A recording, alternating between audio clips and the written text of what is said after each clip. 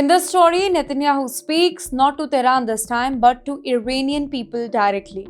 And that alone tells you how serious this moment really is. Well, the Middle East is holding its breath, whispers of war, warnings of force, and a message that cuts straight through the noise. This time, it's not missiles first, it is words. You're watching Times XP.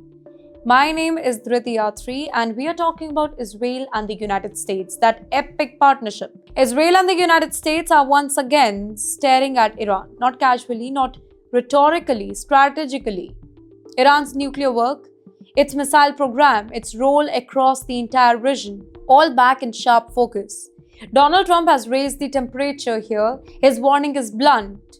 In fact, it is unfiltered and very Trump style.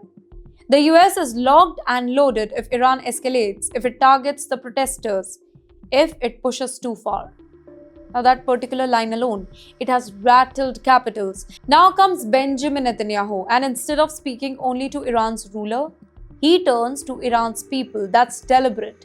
That is calculated, by the way. Netanyahu's core message is this: our problem is not with you. Our problem is with the regime that controls you. That means Khamenei. Well, this is not really new, but the timing, that is explosive.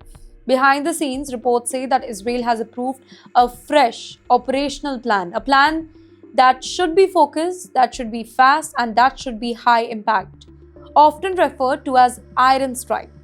That's right, not really confirmed in details, but clearly designed as a warning that we are ready. We have options. Don't mistake restraint for weakness. But you know why he's speaking directly to ordinary Iranians? Because Iran is relentless. Protests, economic pain, anger at the top. Netanyahu knows this very well, and so does Washington. Now, this is psychological warfare as much as military signaling. Israel is saying, we see your struggle, we know who is responsible, and we are not blind to the voice. Well, it is a direct attempt to separate the people from the power structure. Trump and Netanyahu are aligned on one thing. They accuse Iran's leadership of destabilizing the entire region, funding armed groups, threatening the neighbors, pushing nuclear red lines. From Israel's border to shipping lanes to global energy markets, Iran is seen as a very central distributor here, and this is where the fear sets in. Because when warnings come this openly, when plans are hinted so openly, it means the diplomatic cushioning is thinning every single day. Let's be very clear here, no strike has been announced yet, no invasion has been declared, no countdown has been revealed, but the language has changed. And in geopolitics, language is the first battlefield. For Iranians who are watching this unfold, the message is complex. Hope that the world is listening, fear of what escalation could really bring, uncertainty about what tomorrow holds. For the entire world, the question is stark. Is this pressure meant to prevent the war? Or is this the calm before something much, much louder?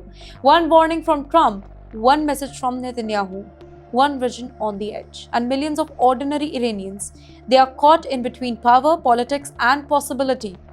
This isn't just a military story, it's a people's story unfolding under the show of force. Stay watching, because the next words, they may matter even more than the next move.